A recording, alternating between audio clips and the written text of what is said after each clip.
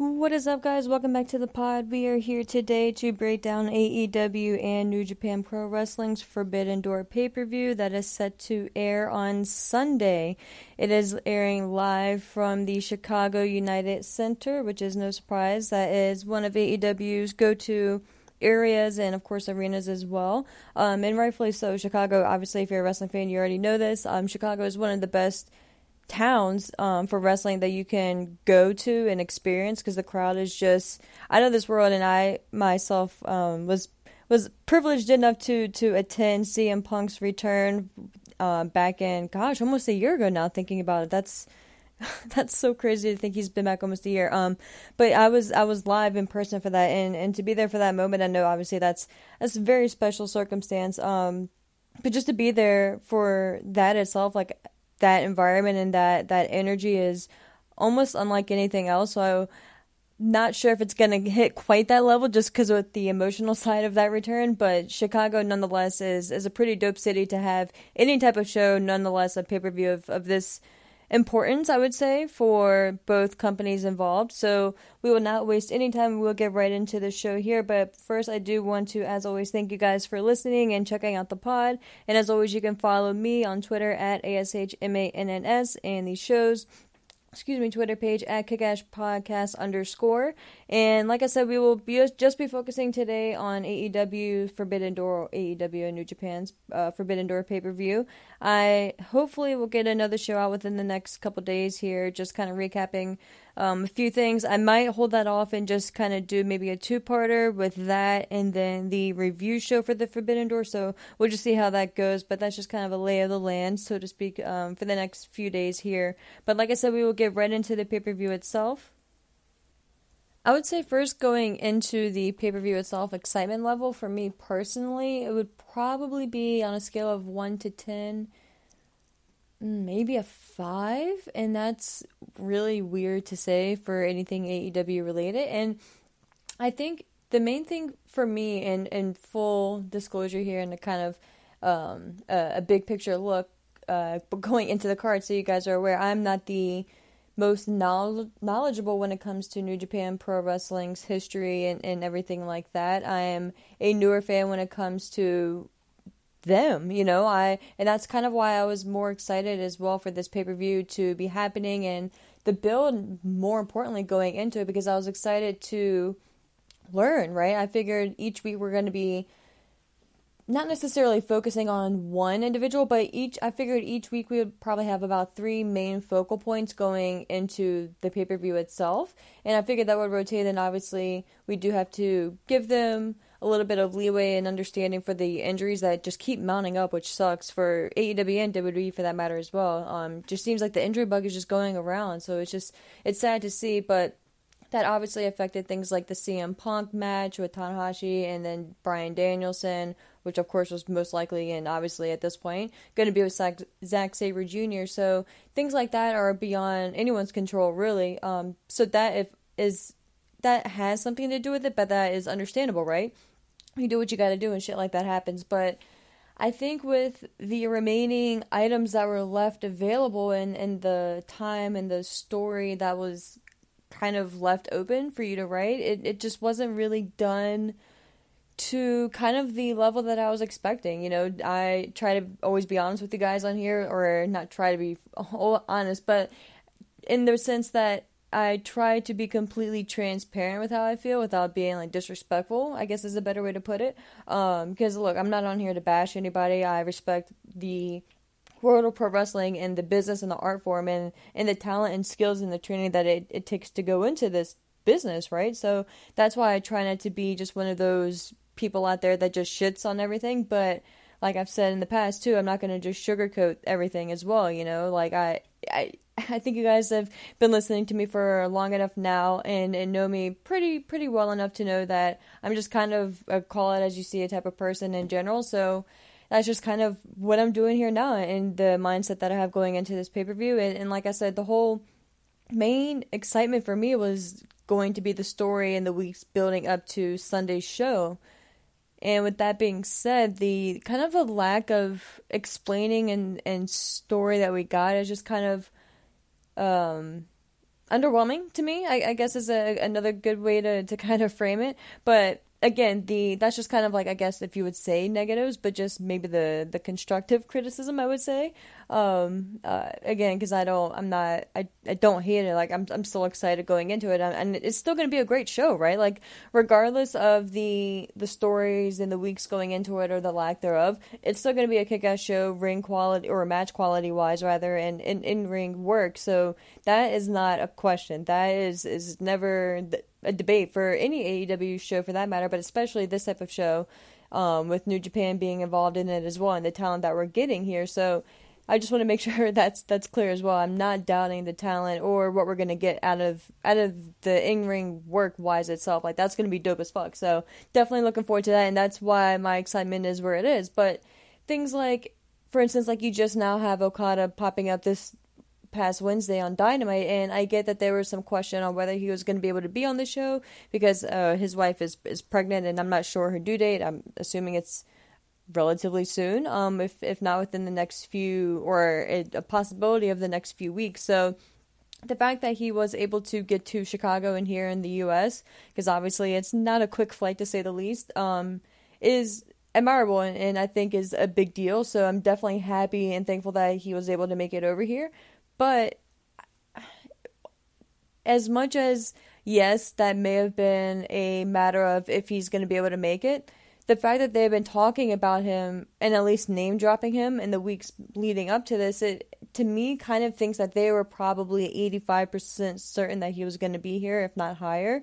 So I just feel like there just could have been more focus on him. And for someone like me who was excited to finally see and learn what makes Okada what I've heard is the John Cena of New Japan, right? So I've seen like a match or two of his, and probably more clips as opposed to full-length matches.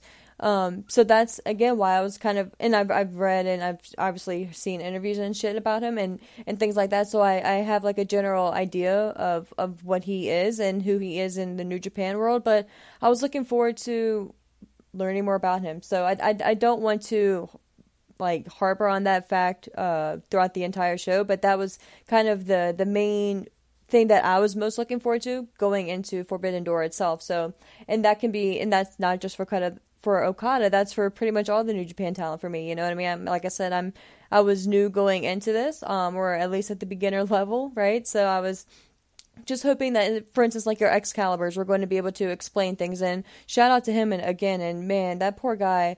He stumbled over the insane lineup that we have with just the amount of talent and the names and what he was trying to get over in the limited amount of time that he had. Poor dude stumbled over his words, and it's just like we need to figure something out in a different method because my dude just can't even catch a break. And this is someone who knows everything about wrestling, right? Essentially, it seems like. So it's not a matter of him stumbling over his words because he doesn't know what he's talking about. It's just because there's so much content, you know? So no fault and nothing against him. It's just so much shit to say, you know what I mean? So, but that just kind of ties into the fact that there's just too much, you know? And we need to decompress a little bit, I feel like. But again, that's just kind of my overview of the hype and the kind of build going into it, in my opinion, and things like that. So just kind of, again, laying that out there so you guys have a better idea of why I give it maybe like a 5 rating, which, like I said, I'm pretty certain is the lowest rating,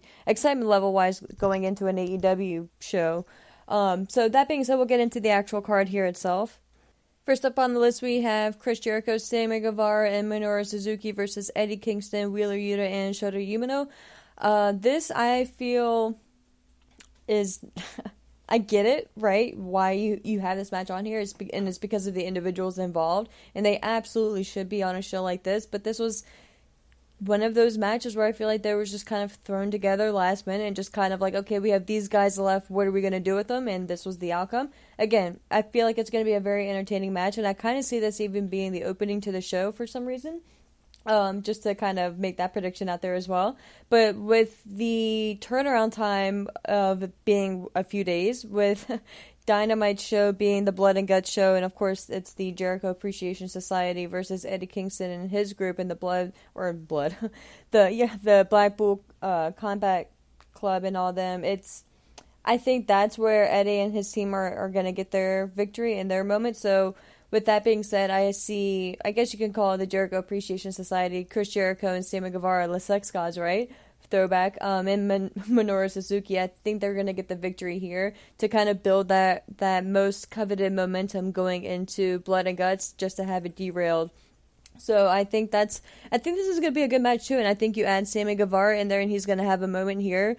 God knows what it's going to be, you know what I mean? But I think this is going to be a fun match. I don't see it necessarily going too long, for that matter, either. Maybe about 10 minutes or so, but I think this is going to be fun. And I like I said, I think this is going to be a good way to start off the show, in my opinion. After that, I have on my list the inaugural AEW All-Atlantic title finale to the tournament. We have Pac versus Miro versus Malachi Black versus a substitution of Clark Connors, which, to be completely frank with you guys, I had no real knowledge of him at all. So I looked him up, and he's actually really good. He, I believe, is from Washington State, if I'm not mistaken. I could be off on that. And has worked as a young lion in the LA Dojo, of course, for New Japan. And I believe I'm pretty certain he was the winner of the 2020 Lionsbury Crown, so he definitely has a little bit of experience there, and I believe he made his debut back in 2017, if I'm remembering correctly from what I read last night on him. So, and what I saw from a few clips that I saw on his Twitter page and things like that, he seems to be pretty solid. I mean, he's obviously not what everyone was expecting going into the match itself. Of course, with him replacing Tomohiro Ishii, since he, I believe, injured his knee recently, if I'm not mistaken, in their tournament match to determine who was going to go into this match.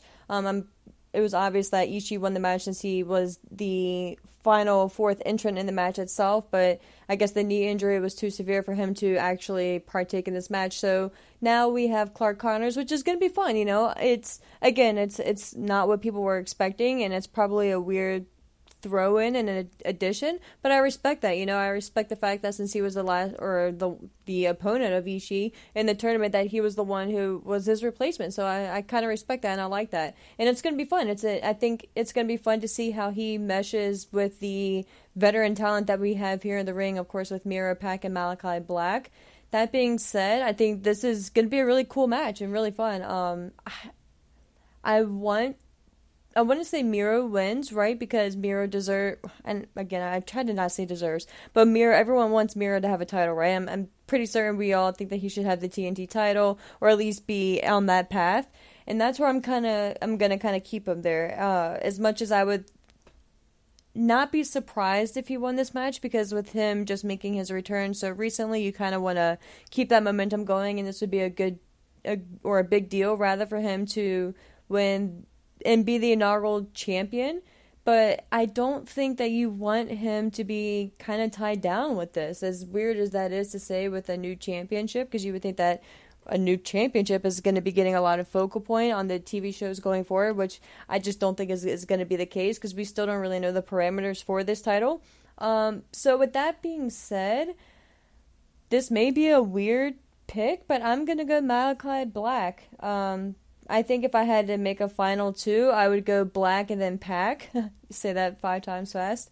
But I could see Black winning here and really kind of putting over this title and solidifying it. He's probably the best, or I guess Miro would have a big or a good arguing point, but I think Black is a really good promo, obviously, so I think that he's someone that could really establish and put this title over while not defending it every week, or until we get a better idea of the parameters of this title itself and how often it's going to be defended, where it's going to be defended, who's going to be able to vie for it, and things like that. I think Black is a good proponent to kind of saddle that title with and kind of get that establishment out there. And I mean, his in-ring work speaks for itself. So that's going to be my, official pick here is Black. Although seeing Pac or Miro win wouldn't surprise me at all. I think my second pick would be Pac. And then Miro, I'm sorry, Clark, I don't see you winning it here unless, I say that as I'm saying that it could be a good, fun, upset moment, especially if this title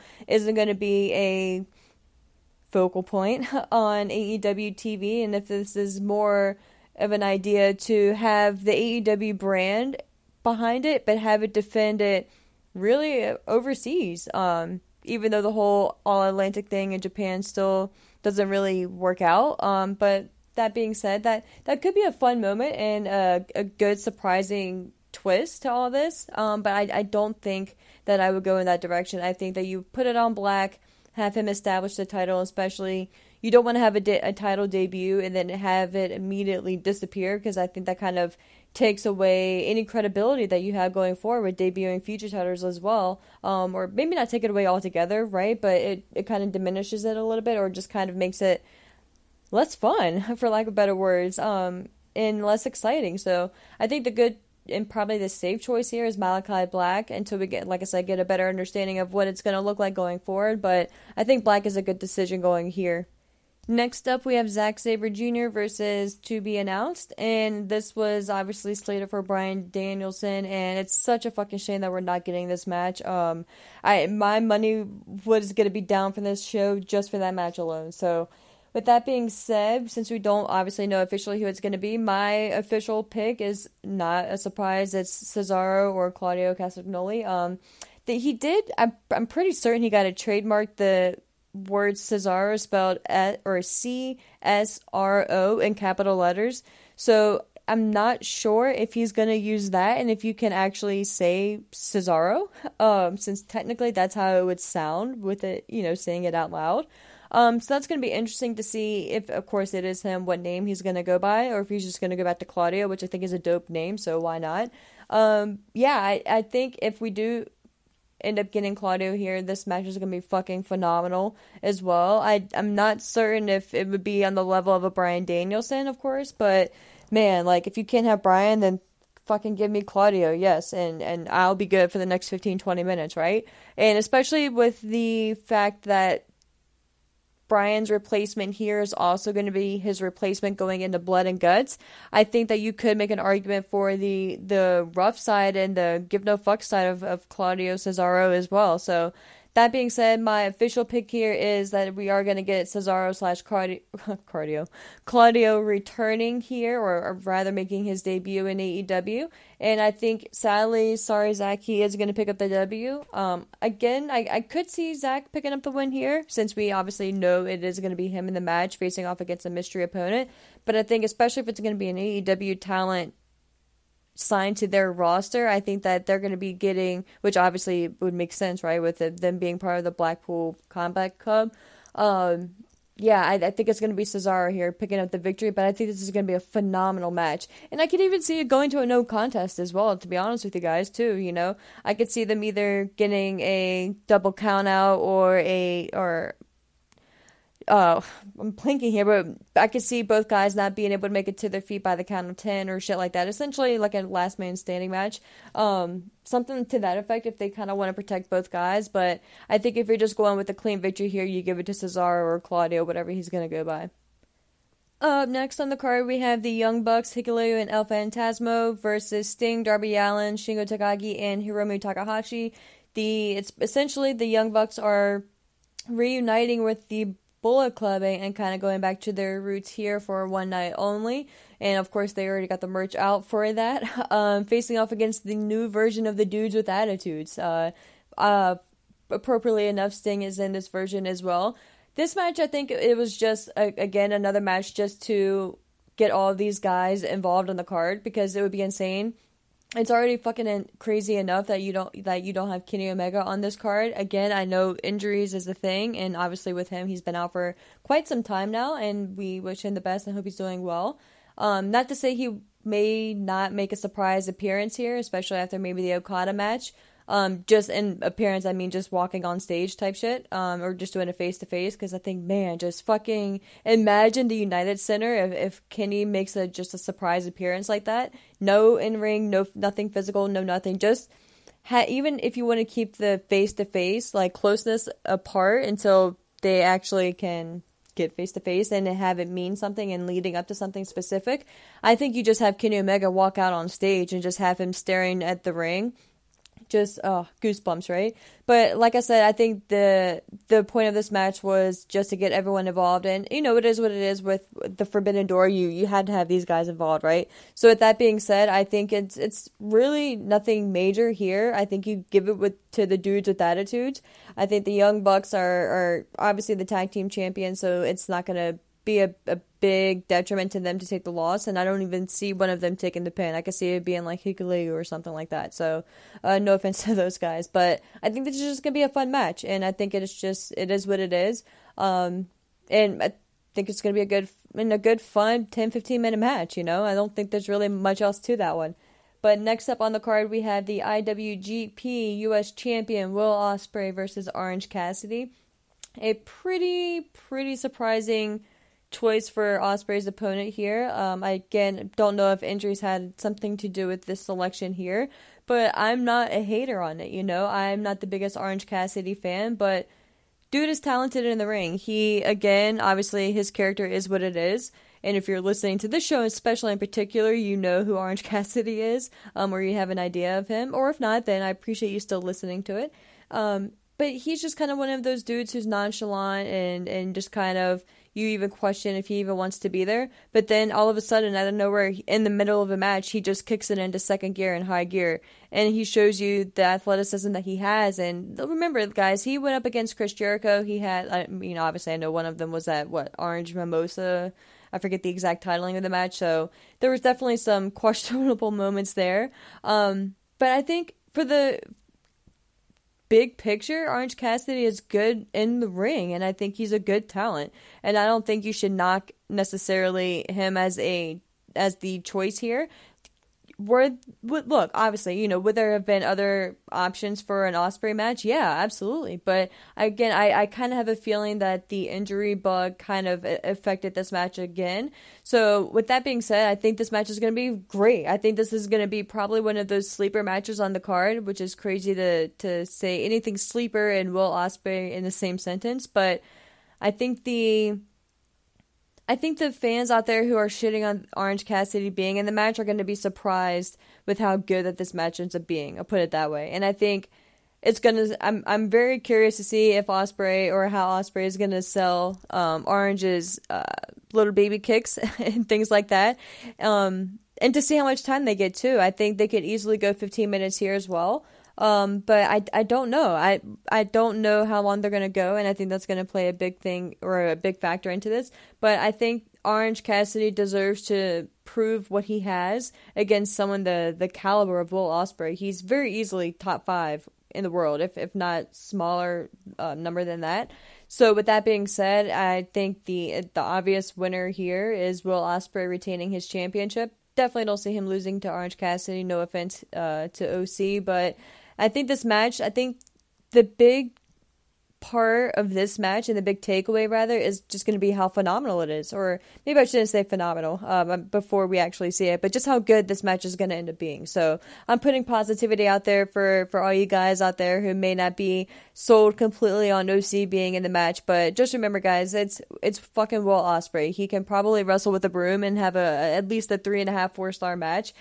So I think that being said, in and of itself, like it should be a no-brainer that it's going to be a good, fun match. So my official prediction is, of course, Will Ospreay retaining the title here. I don't think that should be a surprise, though.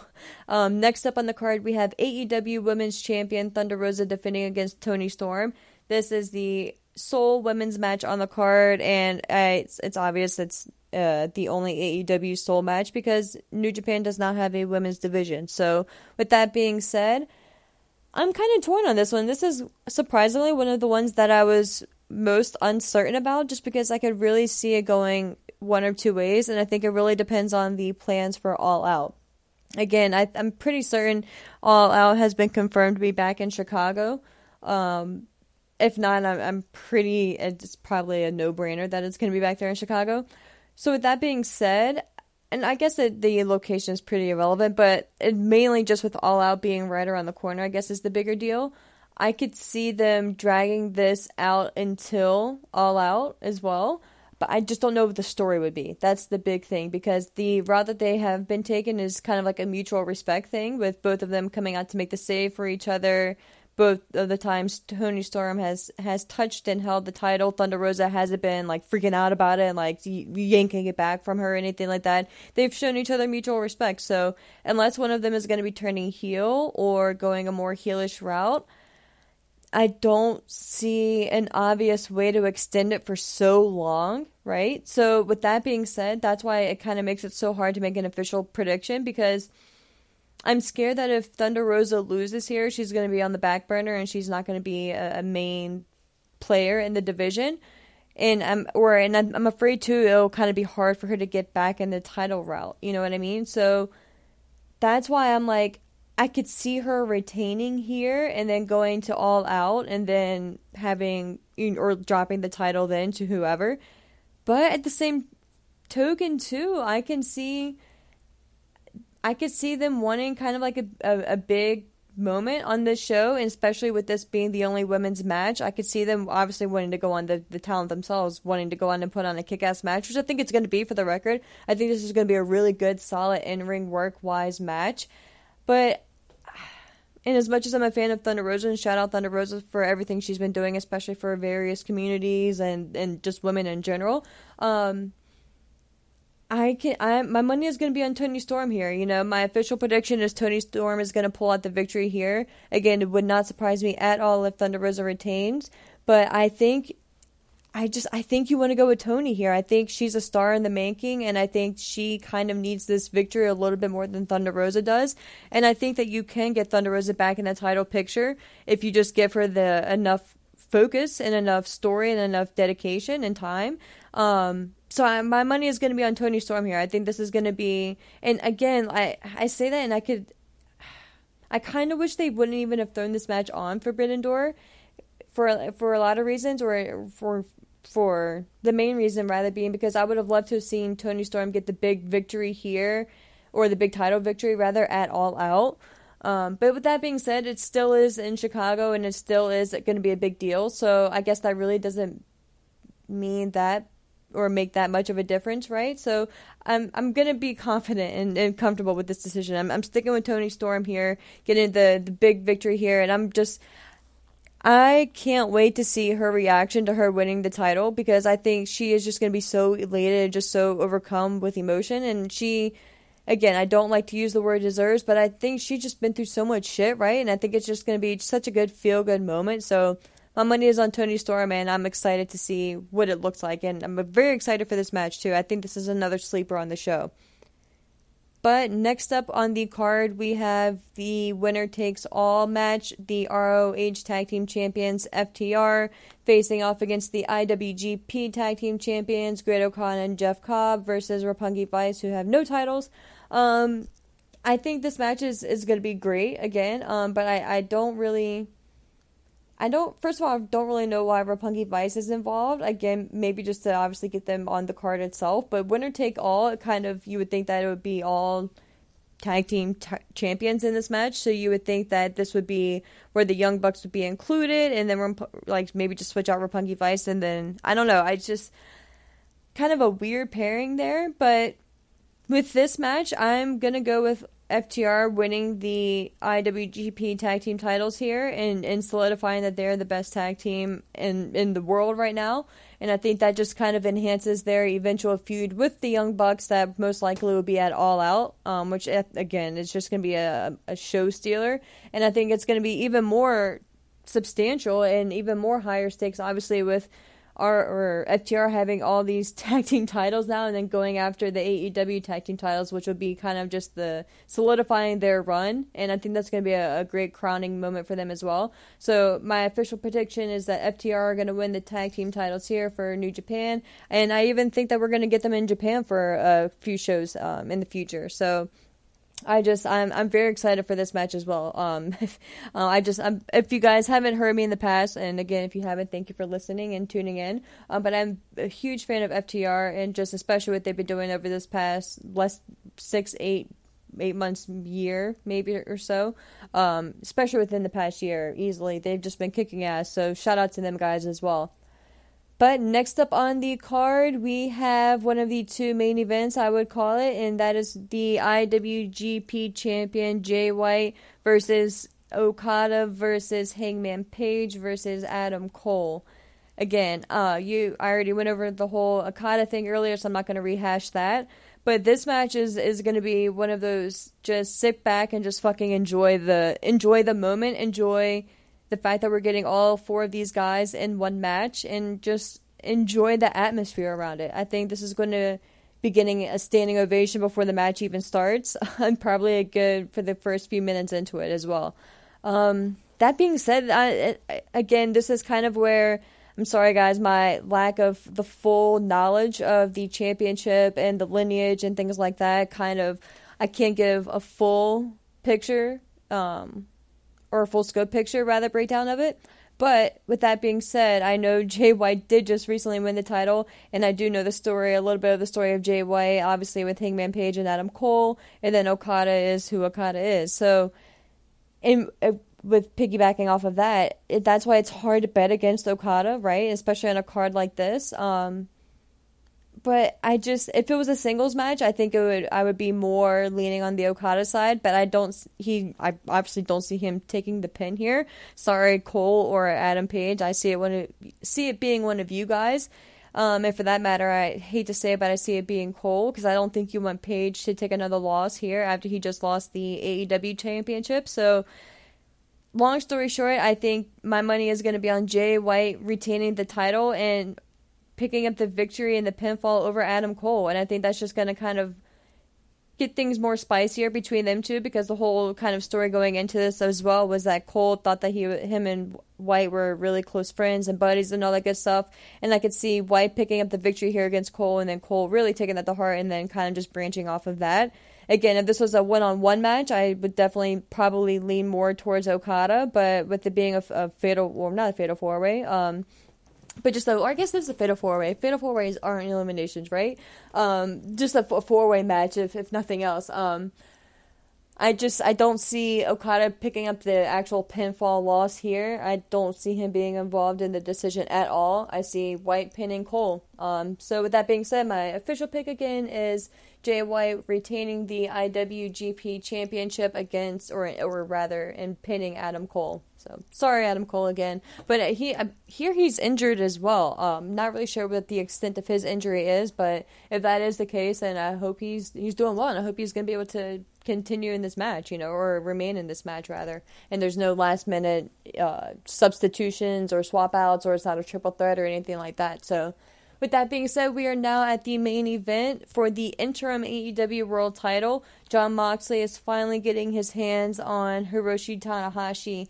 This match has been in the making for the past 3 years or so. Obviously, the pandemic had a big factor into that time delay. And again, guys, this match kind of speaks for itself. The whole idea and the stakes in this match is for the AEW interim title, right? So the whole idea behind that is you need someone to show up on AEW TV as your champion while your official champion is out on the injured list. So for that fact alone, I think the victory here and the decision here is pretty obvious. But I think the big deal with this match is just going to be the fact that we're finally getting this match itself, and that it's just going to be fucking phenomenal. They call Tanahashi the ace, and again, I'm not going to sit here and pretend like I know his full career or anything like that, but from what I've seen and from what I've heard, it's phenomenal. And I've heard him compared to kind of like the Randy Orton of the WWE world, or maybe, I hope that's not discrediting him, and I'm sorry if that's the case, but just for star power wise and longevity wise in that regard. But then technical ability, he is in the ranks of like your Bret Harts. And from what I've seen, again, I'm not gonna pretend like I've seen and I know his whole catalog, but the couple matches that I have seen, that is pretty accurate. Bret is a high compliment, so I'm not going to officially say that until I have more knowledge of him personally. But that being said, guys, this match is just one of those matches again where we're just thankful that we're finally getting it. If you've been following both men for the entirety of their careers, and Jon Moxley's story with it, New Japan and things like that. But I think the obvious prediction here and the victor here is going to be Jon Moxley. I think that it would be kind of foolish to put the interim AEW title on someone who's not going to be on your show. That defeats the entire purpose of this. So the official prediction here is Jon Moxley will be taking the AEW interim title, and that will obviously lead up to, I'm hoping, All Out, a title versus title, CM Punk versus Jon Moxley, which is going to be insane.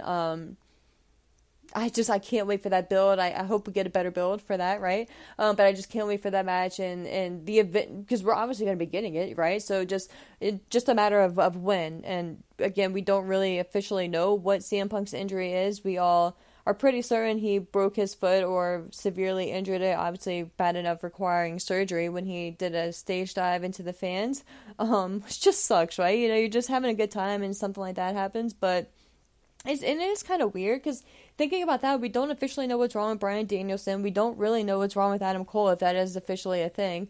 And there's a few other people who have been referenced of having injuries as well that we don't really know the exact nature of. So it's just kind of strange that we don't, they're just holding back on that. I don't know, just kind of weird. But hey, to each their own, it is what it is. We as fans don't really need to know everything, I guess. But it's just an injury, so whatever, that's not really a big deal. But thank you guys so much for listening to the pod and checking out the prediction show. I hope you enjoy Forbidden Door, and I will be getting a review show out again probably within the next, obviously, few days after the show airs, getting that out as soon as possible. But I hope you guys just enjoy the show, and hit me up on Twitter if you're going to be watching it and what you guys think of the show or your predictions going into it yourselves. But have a fantastic weekend, guys. Stay safe and take care.